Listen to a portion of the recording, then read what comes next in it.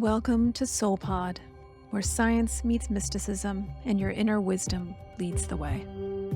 I'm your guide, Crystal Cassidy, and together we will bridge the seen and the unseen, science and spirituality, the practical and the profound. From quantum physics to energy centers, near-death experiences to extraterrestrial contact, join us as we delve into the mysteries of consciousness and journey together towards a more awakened, compassionate, and soul-connected world. Find your seat, drop in, and let's go on a journey together.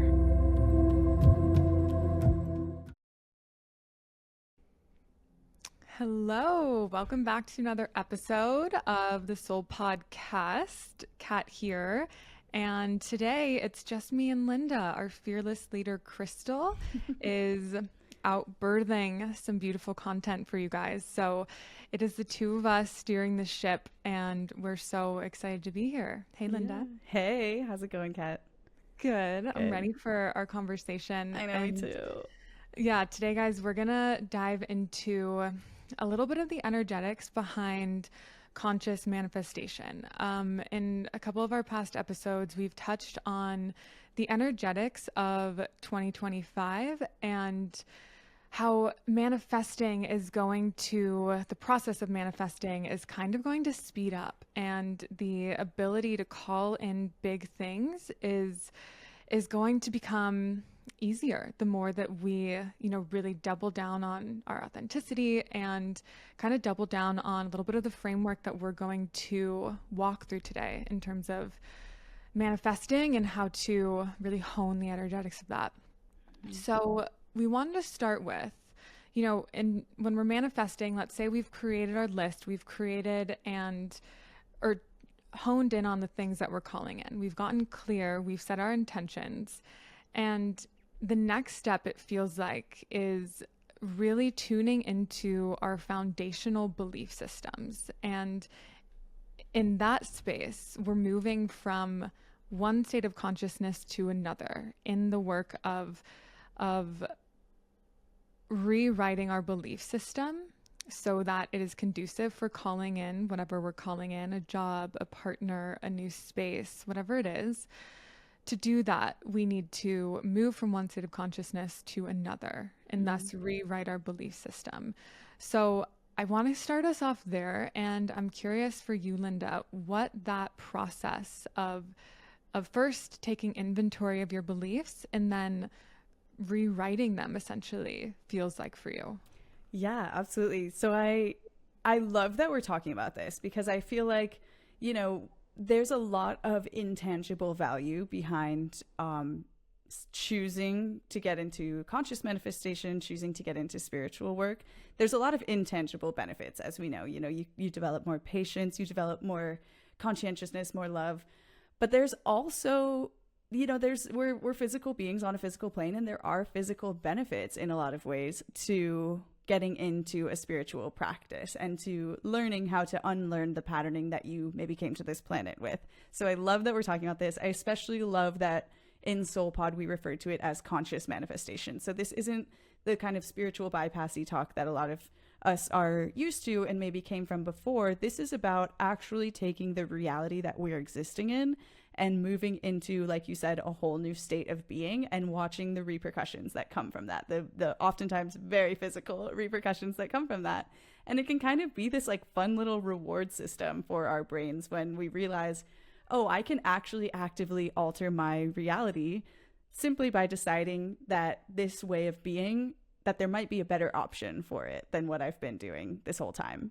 And I also want to double click on that. I think oftentimes when we think about spirituality, we associate kind of the like renunciate with it, right? Like, as opposed to, especially with SoulPod, the tagline for our podcast is for the modern mystic. And so the modern mystic is able to sow the ancient wisdom into contemporary life. And that doesn't mean that we have to renounce material things. Like, we are on a material plane, and we get to we get to co-create with the universe and swim in everything that is authentically meant for us. And for some of us, that's luxury. For some of us, that's a cabin in the woods on the river, and that's it. But whatever it is that feels authentic to our soul, like, we are entitled to receiving and co-creating that. And so I think really stepping into that in our orientation around our spiritual practices and spirituality is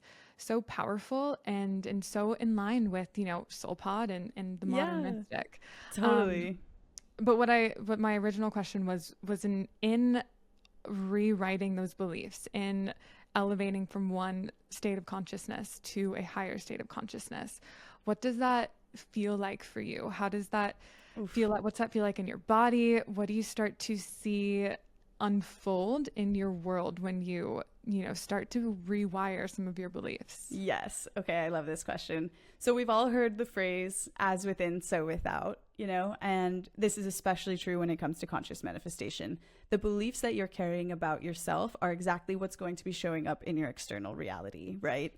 And I know, at least for me, I can always tell when I'm reaching the point where the caterpillar is ready to become the chrysalis, when things start feeling really small and really cramped, and when it starts to become obvious, like we talk about all the time, you reach this point where you finally, for the first time ever, see the perspective of the behaviors or the beliefs or the patterns that no longer are serving you, that you've been kind of stuck in.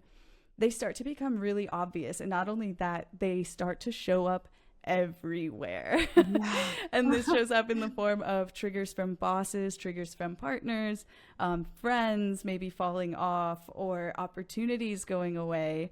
It's very tangible, it's very visual, it's very obvious once you know what to look for.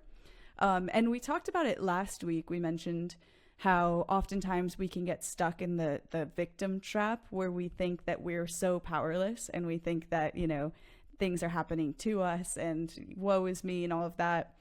And what I love about this conversation especially is the opportunity to show people that that's simply not true, that you are so much more powerful than you think you are. In fact, you probably are kind of afraid of your own power in a lot of ways. And that's why talking about the tangibility of this is so important, because when you know how powerful you are, when you know how your internal beliefs and your internal world and peace are reflected in your outer world, it becomes so much more obvious to you that your neighbor having issue with the way that you live your life is not actually about you, but it's maybe about your beliefs about yourself. And okay, if they're showing me dissatisfaction in my taking up space, then there's probably a belief inside me that says I'm not comfortable taking up space, So that's how it usually starts to show up for me, is it's a very, very obvious and oftentimes painful mirror that's being held up in the form of physical beings walking around in my reality, causing these triggers. What about for you? How does it show up, especially when it's obvious that you're about to move into that next level?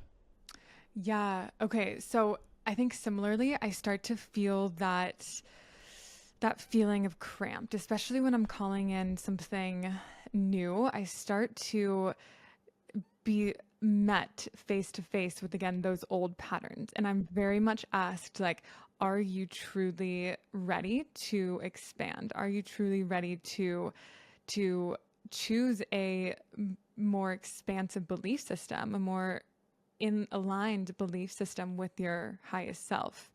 And so I start to notice all the ways that my ego essentially is trying to maintain control, is trying to manipulate reality so that I can foresee what's coming next in the known, right? And I think that's such an important thing to touch on when we're talking about conscious manifestation. It's that the present moment is where the infinite potential exists, right? And so the more that we are trying to rely on the known, trying to rely on our analytical mind, trying to manipulate reality, trying to plan and make sure things go according to plan, so that we can get from point A to point B in this linear timeline, the more we're trying to do that, the more we are blocking ourselves from the potential of what exists in the quantum, you know, from the infinite potential of what is trying to meet us, the most aligned timeline and inconceivable potential reality that is trying to match with us, right? And so I notice it a lot in the triggers, in the even just this morning I'm in a space where I'm calling in a lot right now. I'm manifesting a lot right now, and I can feel it so close. And even this morning I found myself in an old pattern, and I had the opportunity to like quickly rebound and, you know, kind of fall on my sword, and to my partner be like, wow, that is an old urge to control, and I'm sorry, you know, and the rewiring takes place in that rebound, takes place in that pattern disrupt, where we notice the trigger, we notice the old reaction coming to the surface, and we're like, wait a second, that actually is no longer the version of me that I align with. That's no longer what serves me. And so I get to fall on my sword. I get to be vulnerable here and be like, I'm working towards rewiring that. I'm working towards expanding beyond that. And so, yeah, that's how I start to see it present in my, you know, kind of outside world. But I also am curious, like inside, like in your nervous system, how do you start to recalibrate to a new level of safety? And we've touched on this in past episodes too, this idea of like the upper limit. How do you start to feel safe at a new upper limit? Yes. Oh, that's so good.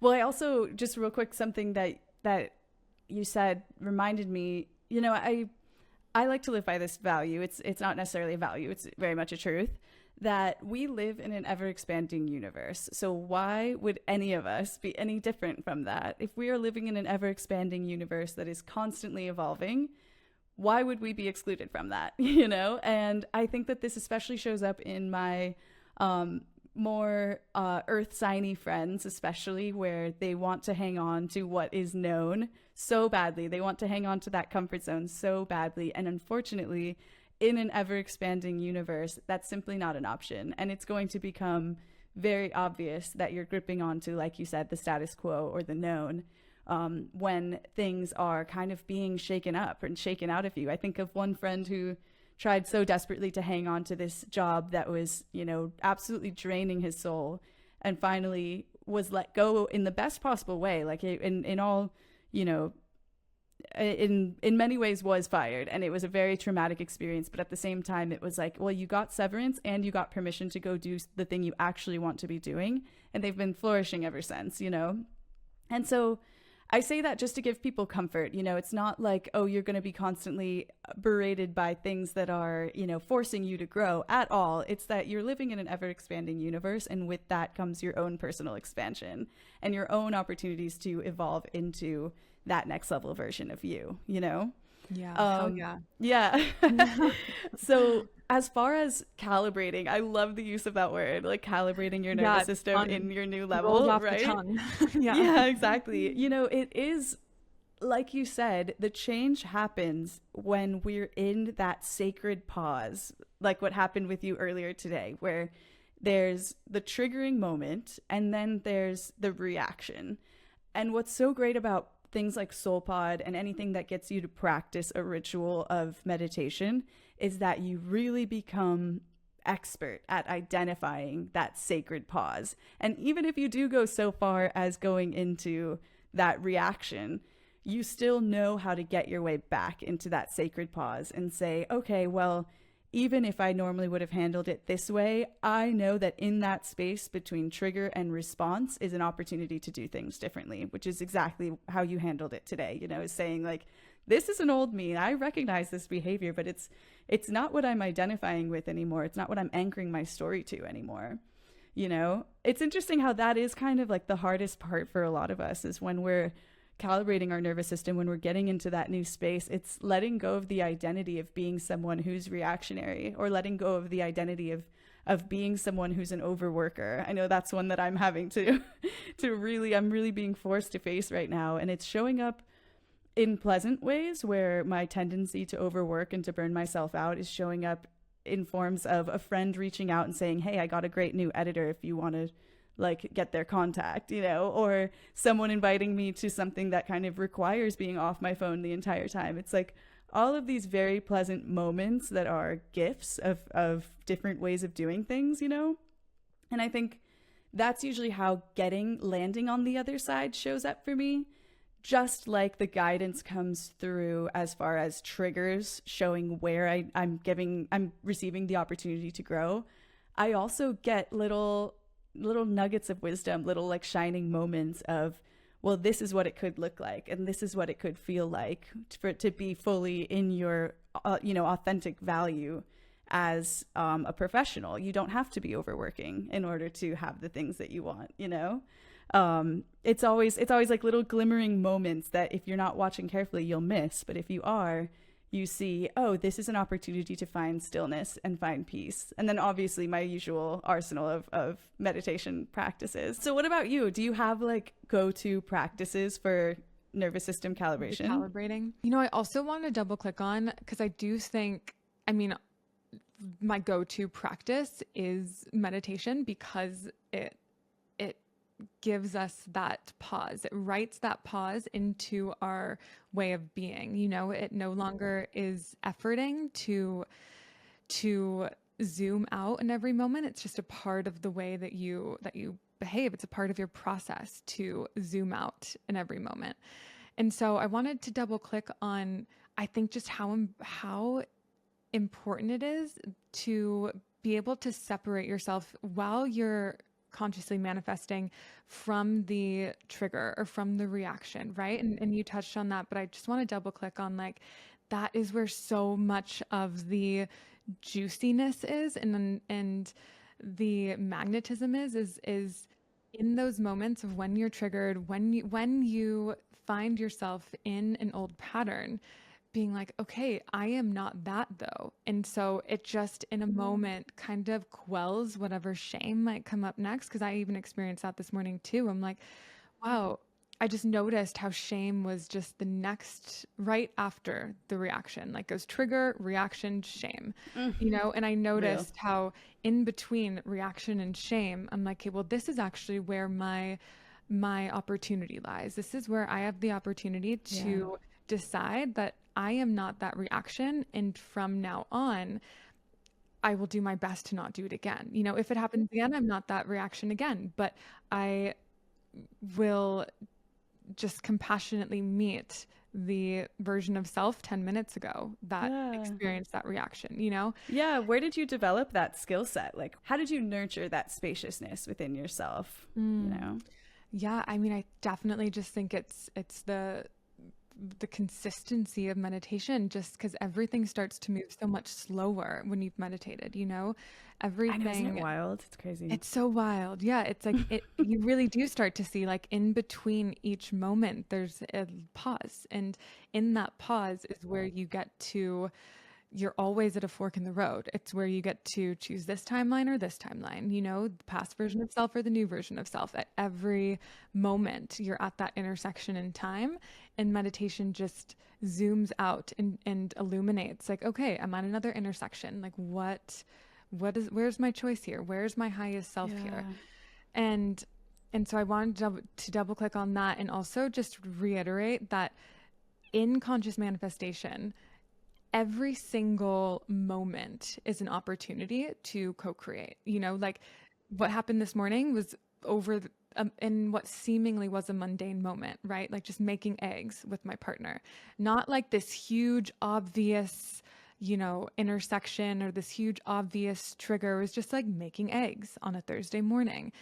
And those are the moments where we're given the opportunities. It's every moment. It's the energy from which we pay our rent. It's the energy from which we genuinely are excited for our friend when something happens for them. It's like it's just so clear. Like the universe doesn't speak any specific language, it speaks energy. So even if you're, you're saying the right things or you're doing the right things, quote unquote, if the energy you're moving from isn't aligned with the place you're trying to get to, the version of self that's calling in whatever you're calling in, then it's not a match. Yeah, so exactly. really like tuning into the energy at which I'm moving from. And to answer the original question, to recalibrate and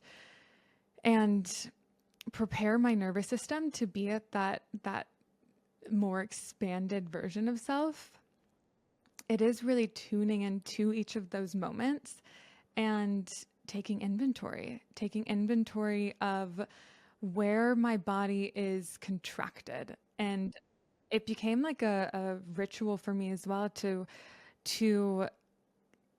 implement this practice like multiple times in the week, just sitting silent, not even like with a guided meditation, just silent with my breath and just noticing, like, am I energetically contracted? Like, where am I energetically scared? Essentially is what contraction is for me. And loosening and just like letting my shoulders relax, letting my breath deepen, letting myself like opening my palms, letting myself be porous with the universe and tuning into that sensation of reception, and just noticing the contraction and holding it. Like, I just think so much of my practice is coming back to, and I know you're so much of your work is in the inner child healing space. And I think same for me. And so much of it is rooted in just like a compassionate curiosity of like, that's a learned behavior. And that's a behavior that I've picked up to try and protect myself, Yeah, anytime we're in exactly. contraction or fear or like, anticipation, it's all because the ego is trying to protect itself, and that's learned. And so coming back in and being like, you're safe. You don't have to limit your expansion. You're safe. We are able to hold anything, any fear, anything we're met with. I've got you, to your younger child. And that's been a lot of the practice of recalibrating, especially when I'm calling in like big things where I'm like, holy shit, can I actually handle that? Can I hold that? And the answer is yes. Yeah, Yeah. of And I course, the love answer is that always you yes. brought up that this can't, I love that you brought up that this really can't be faked. I have a great example of this is, I've had a lot more work coming through since working on money blocks, and especially like at the start of this year. And it's funny because my true self is someone who wants to be a provider and who has that like provider energy, and who wants to be the one to take care of the house, like take care of me and my partner. Cool. And in a lot of ways also, I can feel how my not self, like the parts of me that flare up for these kind of things, like what you mentioned with the eggs, it's like eggs. Like I can feel like the eggs. We all got egg things right now. Knows the eggs.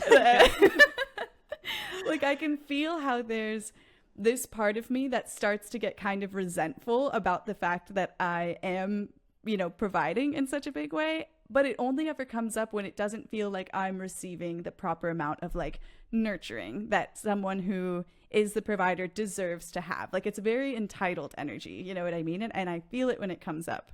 And I was thinking about it the last few days especially, and realizing how much I was like leaning back rather than leaning into my partnership, especially recently. And feeling like if things aren't being taken care of for me, that I'm being taken advantage of, and I'm not being taken care of. Yeah. Even if these are things that I'm not even communicating, right? And when I really peeled back the layers and looked at it on a deep level, what was actually happening was that I was trying to show up as this provider because that's what feels authentic to me. But at the same time, I wasn't even worrying about my own needs. I wasn't taking care of myself in my most basic needs that only I can meet. So this for me looks like I require quiet alone time to feel good about myself. I require like adventures by myself. Like I really value alone time, and it's how I connect with myself. It's what makes me feel good. And I know I'm neglecting it. I know I'm falling back into that overworking pattern whenever I start to project "you're not taking care of me" onto my partner. I know that what's actually happening is that I'm not taking care of me, and I'm projecting that rather than owning it. And over the last few days, I've really been intentionally setting aside self-care time, taking care of me time, and truthfully, it mainly just looks like sitting down in silence. Like you said, like that's the deepest form of, that's my love language to me is, hey, what if we just spend time together? Like just me and me. And it's funny because even as hard as I tried to fake being that like super loving nurturer who's like taking care of things and provider, as much as I tried to fake that, the resentment always came up. But it wasn't until I realized, oh, this resentment is coming from me not taking care of me, that now being in that role feels totally natural. And at the same time, what's interesting is the last 48 hours since working through that, my partner has been, and I'm sure she was like this the whole time, I probably just wasn't realizing it, has been like cleaning up the kitchen, like taking care of the house, building the new furniture we just got, like doing all of these amazing above and beyond things to make sure I feel loved and taken care of and my workday goes smoothly, that I was totally blind to until I worked through that resentment that was fully and completely coming from within me. And now those two places where we both get to feel like a nurturer and a provider in our own ways feels so right for both of us and feels so comfortable for both of us. So I love that you brought that up. I love that you pointed out that it really can't be faked. And usually there's the conflicting emotions that are happening have to do with a story we're telling ourselves that's different than the truth and different from our unique truth and our unique way of existing, which might be radically different than the way we were raised.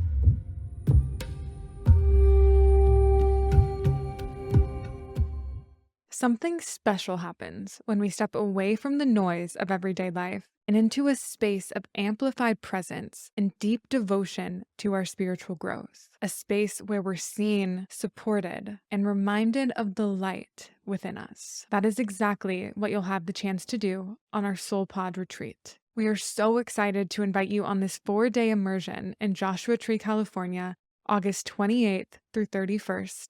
Specifically designed to illuminate your path and harness the light within. From guided meditations under the stars to transformative breathwork journeys, this is more than a retreat. It's a portal into the next level of you. You'll be held in a sacred container with like-minded souls, moving from the earthly into the mystical, expanding your intuition, deepening into your purpose, and activating your true energetic potential. If you're ready to dive into the mystical with us, join Crystal, myself, and the amazing SoulPod team in the desert, under the stars, in the stillness, and beyond the veil. Head to www.soulpodapp.com/retreat to learn more and book your alignment call. Spaces are limited to just 12 light beings for this journey. So if you feel the call, listen.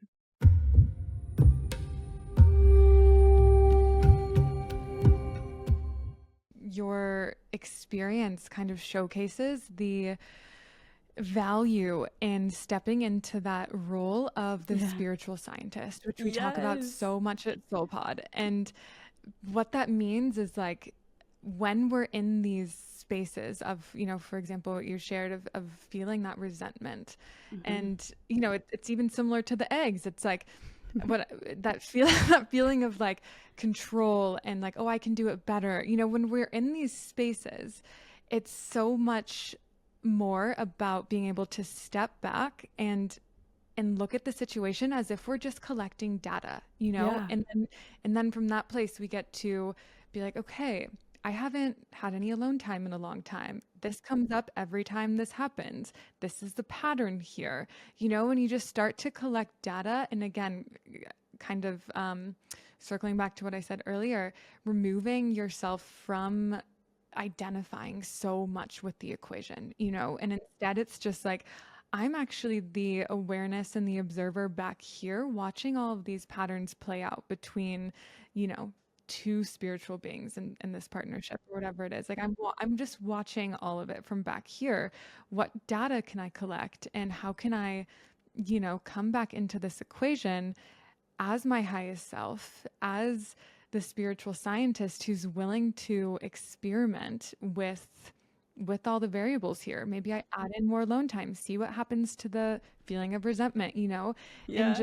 and just approach it from that place and yeah, see what happens and just allow it all to be like data in your experiment. And I personally have really benefited from orienting around my spiritual practices and around my life and around wounds and triggers and things that come up from that lens. Yes. Yeah. And I want to kind of touch on next, like, so we're in this space of manifesting and we're calling in whatever's on our list, and we've gotten clear about the new beliefs and the new version of self, the higher state of consciousness we're moving towards. So now, before whatever we are calling in connects with us, what do you feel like is the importance of relying on your intuition? What does that look like for you? And how does your intuition come through and guide you to what you're trying to connect with? So for me, when I first got into really learning to trust my intuition, it was not easy at all. It took a lot of, you know, coaxing, a lot of comforting, a lot of trust. But really what it always shows up as is first that distinguishing between anxiety and intuition, right? Because a lot of times we can confuse the two, and in our bodies, that's where it's a whole episode. We got to come back to that. But that was the first step, was learning to differentiate between anxiety and intuition, right? And for me, the intuitive part, it's interesting because it always starts with casting a list, or it always starts with like calling in something, becoming aware of a desire or a way that I'm not fitting into the way that I'm existing now. It starts there. And then it's like, I don't even notice that it's happening a lot of the times. I don't even notice that my intuition is giving me these little downloads. But a lot of times it'll come through in the middle of the night. For one, I'll like wake up and the first thing I'll think of is an idea or a moment of clarity. Or as is the case with one client, I woke up in the middle of the night and had an idea to go look at this one job board and just applied in the moment and ended up like landing the contract. So it will always be like very swift and very certain, and not even loud enough for me to always consciously realize I'm doing it. But I think that comes with a lot more practice. I think in the beginning of my own spiritual journey, when my intuition would whisper something, it would whisper at first, and then it would just get louder and louder and louder because I was ignoring it, you know? But at this point, it's like, it's just an immediate and automatic action, you know, is usually a sign that I'm on the right path, that like my intuition is guiding. Cool. But it also, beyond that, shows up in the physical. Like, does this happen to you where you get the same kind of signs and synchronicities? Like, I know for me, whenever I'm about to call in a financial up level, I see fruit on the ground, like everywhere. It's usually, I know, it's weird. It's like, and it's to the point where like my partner and one of our best friends knows that it's happening too. So whenever we'll be walking around and we'll see like just like a cluster of bananas like on the sidewalk, and I'm like, oh, so financial random. Up level. I know, it's so funny. I think it's about like abundance. Yeah. $1,000 comes in. Yeah, like I kid you not. It's like, it's always fruit and it's always on the ground. Like one time it was a papaya. There was just like a papaya on the sidewalk, and then the next day I got booked for like a new job, you know? That is so It's funny. The weirdest thing, but that's one that, yeah, that always makes me laugh. I think it's a message around like abundance, you know what I mean? And like excess or something. I don't know. But like fruit on the ground is always a sign for me. Numbers obviously show up a lot. Animals, not so much now that I live in New York. I don't really see as many like spirit animals and familiars. But definitely animals used to be more of a thing. But how about you? What do you see come up in your reality? Well, mine are gonna be lame compared to papayas on the side of the road. Papayas on the sidewalk. I don't know. I just know. That's like, it's like a very like New York specific sign. Like you can't, there's nowhere else. Well, it happened to me in Miami too, though. I was kayaking this one day, like out in the ocean, and a bunch of fruit, like a cornucopia of fruit, just like floated by. What? When I was with my sister, and then I ended up getting booked for a commercial like 48 hours later. It's so, I'm gonna start sending you pictures when it happens. Yeah, because I literally tracked it. Like I started tracking it because I thought it was so weird. Spiritual scientist, yeah, exactly. The data. Wow, no, that's really cool. Mine, I feel like my mine typically come through is also just like a knowing, and Yeah. it's been so fun. I've been, reading a lot about the different clairs and having a lot of different conversations about people or with people about all of our spiritual gifts, and really just kind of giving myself permission to lean more into that, into my spiritual gifts and into just a knowing without needing a reason to know. And I just want to give permission to anybody who's listening. It's like we all are born with spiritual gifts. Oftentimes we, subdue them growing up because especially, in the 90s, like generations we grew up in, talking about spiritual gifts or, having knowings or seeing things in dreams, it was so not welcome. It was Not so welcome. taboo. Mm-hmm. It was just not a thing that was celebrated. It's like the witch wound. I feel like a lot of, Totally. especially women, have that witch wound where it's like, oh, I shouldn't talk about this because I'll Totally. Yeah, we have I'll be burned. lineages and lineages totally of our ancestors who have been killed for being open about their spiritual gifts. And so yeah, I've really been giving myself permission to lean more into that. And even just this morning, I was in my SoulPod ritual. I'm in the soul knowing journey, which is all about tuning into your third eye, really about knowing what you know without needing a reason, and I do. I I don't need a reason. Yeah. And in the ritual, it was actually about manifestation, and we were calling upon three elevated states of being, three elevated emotional states of being, and pairing that with what we're calling in, pairing that with the vision of what we're calling in, and kind of just opening our third eye and receiving whatever the vision was versus using our analytical mind to like pair it with whatever's on our list, or like I'm consciously calling in this.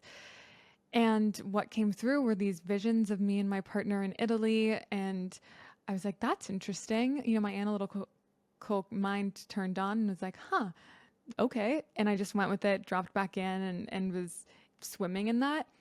Not even 2 hours later, he gets an email that his work is sending him to Milan in April. What? And I'm going. And I was like, that is That's crazy. wild. Yeah, like What? this morning, gets an email. He's like, I'm going to Milan. I was like, I know. I did that. Wild. You're like, Yeah. I got the message before you did. Matter of fact. I'm like, you're welcome. I did that. Right? And Well, you also have a gift of being able to communicate with like spirits, right? You're like tuned into that. I'm realm and I'm as leaning well. so much more into it.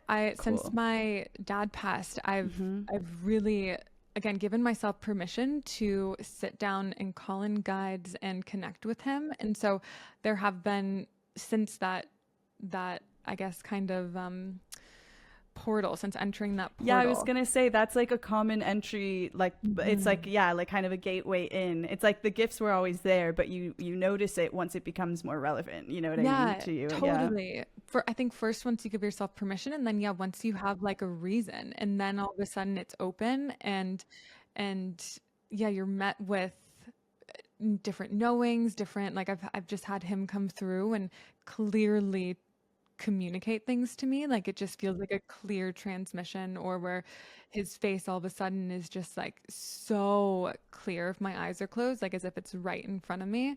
And things like that, where previously I know that I'd cut that off in myself. And so I think so much about this community and having conversations like this are to give people permission to really lean into their magic, lean into their specific energetic way of transmuting and channeling, and however that looks, it's like for us it's knowing, and others it's like visions while they're dreaming, or hearing things, or tasting things, smelling things, whatever it is, like wherever you're like even get a little freaked out, just give yourself a little bit more permission to lean in. You know? Exactly. And trust that, just like following your intuition in the tangible plane will always lead to something that's beyond your wildest imagination. Just like you mentioned earlier, we live in a world of infinite possibilities. Like, isn't it entirely possible that there's a reason someone was wanting to communicate with you, you know, or a reason that you were given this ability, this clarity? I think about my mom has the same one where she has like visits from people who have passed, and it's you know, it's actually really beautiful, because when she does tune into it, she's been able to receive messages from her best friend's wife who passed in childbirth. And down to the point where she had this one dream where this woman, you know, her best friend's now past wife, visited her in her dream, and she was holding a baby, and the baby was wrapped in this blanket that was like mauve and pink and seafoam green, like very specific colors.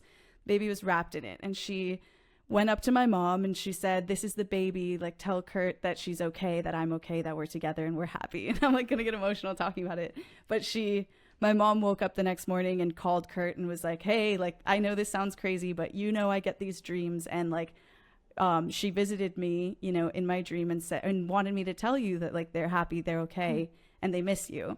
And she described the blanket that the baby was wrapped in, and he just goes quiet on the phone, and he's like, "Sarah, that's the blanket that my mom made for the baby to be buried with. That's down to a T, the exact blanket that she made for the baby to be buried with." So, you know, and it's like, my mom has always carried a lot of shame around talking about these gifts. She's always been like afraid to tell people. But the gift of closure that she gave her best friend by saying like, "This is going to sound crazy, but I had this dream," is everything to him, you know? And it's no coincidence that she described the exact blanket that the baby was buried with, you know, and that his wife was buried with. And I say that only because I have a feeling there's people out there who maybe are teetering on the edge of discovering their gifts or owning their gifts. And I want them to know that their gift is not just a gift for them, it's a gift to the world, you know? It's for everyone to be able to get something out of, as long as you're willing to own your gift and share it with the world. But anyways, back to conscious manifestation. Well, no, I think that's just the like perfect permission slip to own your gifts. Yes, exactly. Yeah, and you're also a big motivator for me in like working through those things. So I love that we're able to talk about it and like normalize it, you know? Totally. Yeah. Okay, so we've tuned into our intuition. We're following where that guides us, wherever that is. You know, we're seeing fruit on the side of the road. We're doing whatever. We're calling in, and we're following our intuition And our clairs. Yeah, and our clairs. And now it feels like, okay, it is right there. Like, I can feel it. It is right outside of this veil of reality. Like, I can feel the magnitude of its energy trying to connect with me. And I am so impatient. Oof. So let's talk about the right before it connects with you, or when it's, you know, time is an illusion, but when it's so close to connecting with you, you know, it's right outside of your sphere.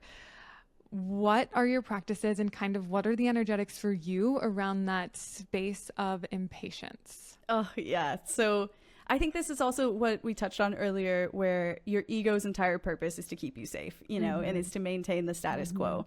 And there's a concept that I've been thinking about and talking about a lot lately, which is extinction burst. And it's this concept that the last moment before a behavior or a standard way of doing things or the status quo changes, the last thing that happens before that big shift is this like desperate urge to fight for what is already there, you know? And it's a very cool concept. Everyone should look into extinction burst. It's really fascinating. But it's the same with it's the same with our brains when they're forming a new neural pathway, when we're changing our behavioral patterns. There's always this moment where your ego is going to do everything that it can to get you to stay small. And just like we said, as within, so without. So if within you're reaching that point of extinction burst, you're going to be up against some extreme energy coming from outside of you that pinpoints and digs at exactly the thing that you're working on. It always is shining a light exactly at that one thing and poking at that deep, deep trigger in order to get you to that final point where you're like letting go of it. Yeah. And then from there, we move into, like you said, like that impatience. I know for me, sometimes things like go quiet and the impatience comes up. Sometimes the thing that I've been calling in comes through immediately. I'm still doing the research on what causes that. I think it's mainly how intrinsic the pattern is, how big the pattern is that I'm shifting that's based on. But always energetically, there comes this like impatience, this like moment where I get so fed up and so over it, and it gets to a final like I know I deserve this, and kind of digging my feet in and saying like, nope, I'm not going to settle. I'm not going to go back there. I am like, for better or worse, I'd rather stay in this unknown than go back to that familiar hell, Yeah. And then it's always on the other side of that excruciating, like crying on the shower floor, screaming at the universe, like over it part that the thing comes through. But what about you? What's your pattern like? Yeah, I think because I've been feeling this so much recently. Like I've been sharing with you how much my partner and I are calling in right now. Yeah, you have big things on the horizon. Big things. And for example, we're calling in a bigger space. We currently live in a tiny home, and it was everything for when we first landed here. And then all of a sudden it started to feel really, really tiny. And so we're calling in a new space, and I can feel how close it is. I can feel that it's right outside. It's like within touching distance, behind the veil. And like you said, when I can feel it at its highest magnitude, like how close it is, it's when that day is when I'm feeling the most claustrophobic in our space. Yes. I'm like, is this it's a box, like we can't breathe in here. you know and so that's how I know as well, like you're saying, like that's how I know it is so close, because it's never felt smaller. Because you're like, you're so fed up, like you're over it. Exactly. And I'm so fed up, and I love that you talk about that as well, because we've touched on this as a team, but like differentiating between the energy of worthiness and then getting to that place of like true deservingness. And it's a very fine line differentiation, because, and they're almost like, fraternal twins or whatever, but like worthiness is foundational to conscious manifestation. It's foundational to rewiring our beliefs, our neural networks to that up level. Worthiness is foundational. And then deservingness, like you're talking about, is when you're have reached a little bit more of the end of the manifestation process, and you're like, I know this thing is for me. I cannot, like, I will not deny myself this anymore. I will not settle for anything less than the exact feeling that this thing I'm calling in invokes in me. I will not settle for anything less than that.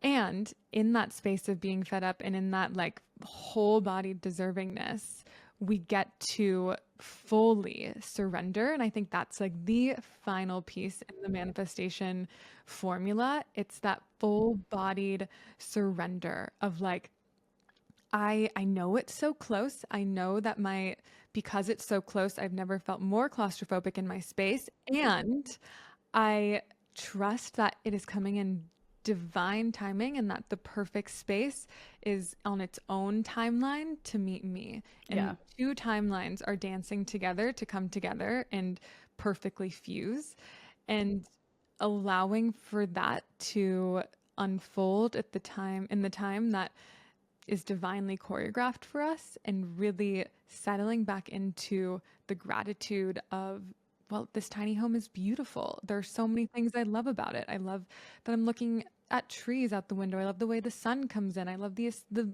white everywhere. There are so many things I love about this space. How can I move back into that space of gratitude and full surrender and full-bodied trust? And for me, that's always the last step. And then when it comes through, I'm just like, every single time I'm in awe. I'm just in complete wonder, complete awe as to how the universe brought me something that was exponentially more aligned and more authentic than I could have ever conceived of. Yeah, 1000%. And I love too that you brought up the fact that, for lack of better word, like it's it's really common, I think, in the spiritual community to not want to address emotion. And like, we're big on emotion in SoulPod. Like, we love our feelings and we love the value that they bring to our lives, the enrichment and the purpose, you know. And it's worth mentioning too that you can kind of dabble in almost like, I don't want to call it emotional like manipulation, but you can decide that the way that you feel about something, you can decide you want to inject it with fresh energy, you know, in ways like you said, like recognizing how beautiful the home is, or even like inviting friends over to enjoy the home together in an act of gratitude, you know, things like that that can crack open the way that you might be currently holding on to that impatience or that like desire, and kind of outsourcing your own satisfaction to connecting with that desire. Like, you're fully within your power and within your right to decide, like, this emotion isn't really serving me right now. This desperation and this impatience isn't really serving me right now. What can I do to appreciate my home and to notice how beautiful it is? Because this time is fleeting, and I'm so in my deservingness that I know that this isn't going to last. I know my thing is going to connect with me. So how can I like bring joy into my life now in order to be happy where I am now, because I deserve that while I'm waiting for my reality to shift, you know? And what role do you think shame plays in all of this? Because I love how much you talk about shame, and I think that you have some great insights on that. In terms of like when we're in this last little the last sprint burst of the especially that last, exactly, like especially that last sprint, and when we're in that desperation place, moving into deservingness. That's what role do you think shame plays? I love that word desperation, because that totally feels like when you're in that impatience, you're just like, it has to come through now, and it's right. Like, that it's not up to you. Right. And it might not even be what you want if it were to come through now. Like, you think about all of the things that I thought I knew what I wanted, and what I got was so much better than what I thought I wanted. But it took that waiting, you know? Yeah. And even, for example, we saw a house last night, and it feels so good to have been doing this work and co-creating for so long with the universe, and understanding, you know, all these steps that we just broke down, because there were so many things about the house that were beautiful, the views, so many things. And my partner walked out, he's like, I would live there. And I'm like, it's not it. And we're both like, you know, itching to get into a bigger space. And here's this space that's like ready to go. Here you go. There are many good things about it. You know, so many things on the list were ticked, but I was like, it's not it. And that's it. And I know that the perfect fit is out there, and so I'm not worried about saying no. I'm not. How did you know? How did you know it wasn't the one? Was there anything obvious, or did you have to be like, I can just feel it? It was just like I feel it. You know, I'm like I'm not. It wouldn't be my highest, most authentic, most like invigorating, enlivening space, and so. And I knew I'm that. so proud of you for that. That's awesome. Thank you. It felt really good, because my partner's like, I would do it. We both want to get out of here. Let's just like move into that spot. And I'm like, it's not it. And I can't settle. And you're like, I'm going to sound crazy, but this isn't the one. But when it comes through and I was right, like I'm going to feel really, really good. And I feel so blessed. My partner like just understands that I'm the oracle between us. And so he's like, okay, well, I trust you. You're the oracle. And I'm like, thank you. It's not it. You're the oracle. That's so good. Yeah. But to your original question, I think shame, where I notice it the most in this last burst, is mostly around that energetic of desperation, and that shame of like, for me, it comes through as like, why is it taking so long? Am I doing it wrong? Am I, you know, and I think it can be, especially when you know your patterns, know the process, you can become overly analytical to a point where it just is like a detriment to your process and a detriment to you being able to be present, because you're so overly analyzing, like, is this an opportunity for me to say this? Is this an opportunity for me to say no? But versus just being in the present and trusting that you do know what to do. You do know what's meant for you. You will know when you feel it and when you connect with it. There's like this certain there's just a knowing when you've connected with your manifestation. I've had it with when I met my partner, when I connected with Crystal and SoulPod. There's like a feeling in your body of like ultimate alignment. It's almost like, you know, woo, like Yeah. you know, like what's happening? Yeah, exactly. You know, and Yeah. so I think in this process, especially when we're in that space of desperation and patience, just giving yourself grace of like when those triggers come up, when you're feeling so tested and so just like, why isn't it coming through?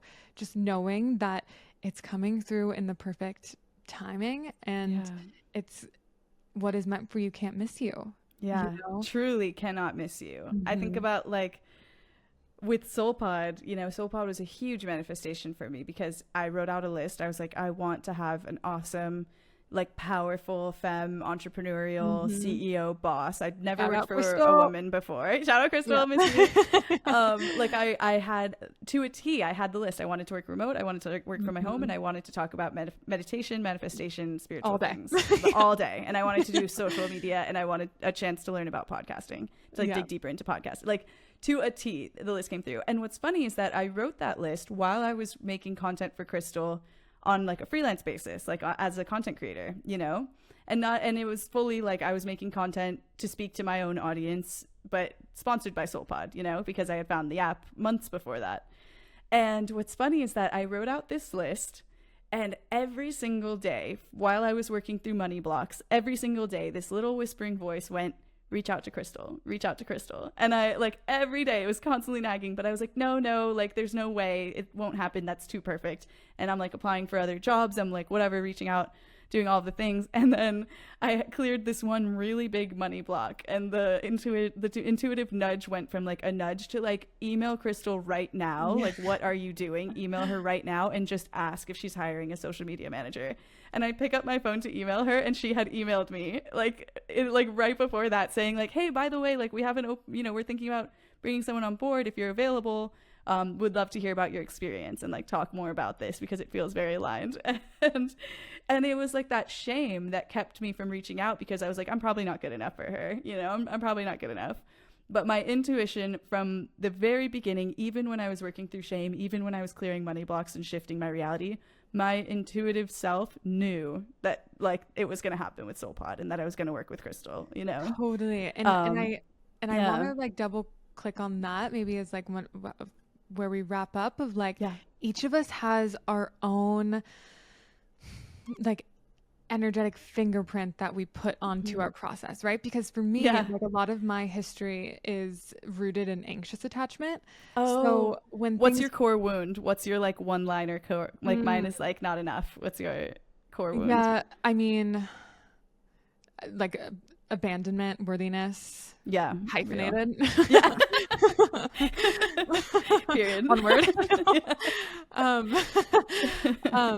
But yeah, so much of it is rooted in anxious attachment. And so for me, when things are coming through, I can really see how that pattern rears its head of like, for example, if in my communications with Crystal and the way that SoulPod manifested for me, it was so much more a test for me to wait, to trust, like, if it's meant for me, it's going to come for me in like a responsible way, respond to the email, but don't like, trust that you don't need to send 3 more. You don't need to reach out excessively to make sure that you connect with this. If it's meant for you, it's going to be for you. And so for me, that's been such a valuable tidbit of knowledge and knowing my patterns and being able to, when I feel the urge to reach out, even like with a space or connecting to a new home or whatever, when I feel that urge to reach out, giving myself an extra beat to tune in and be like, am I coming from a place of anxious attachment? Am I coming from a place of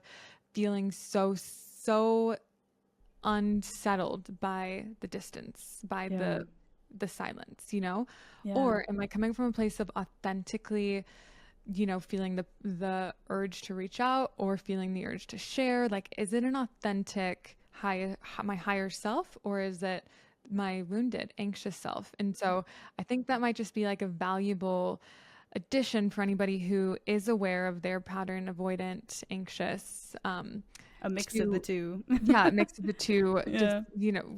to be able to look at what's going on in your manifestation process and Yeah. really tune into what is being asked of you specifically here, zooming out of like the step-by-step process even that we're laying out, and really tuning into what is being asked specifically of you and your healing. Like, what is the highest self version of you needing to do to step into this newer version and connect with what you're calling in. Yeah. And it's almost always giving compassion to that exact version of you who's so afraid and who is so concerned with whether or not they're worthy or deserving of these things that you want, and feels the need to listen to those triggers or to be reactive. It's almost always compassion and wholehearted love for that part of you, Yeah, and leaning back into the trust of, like, I can't mess this up. If it's for me, it's for me. And from that space you can move so much more gracefully. Yeah, I love that. Well, I feel like that's a good place to wrap up. It's been so fun. I know this flew by, Kat. Drop in. I know. So fast. All of a sudden, it's at an hour. Damn. That's crazy. Yeah. So good to drop in with you, Linda. You too. Thanks so much for doing this. This is awesome. Yeah, and we'll be back next week with our fearless leader, Crystal.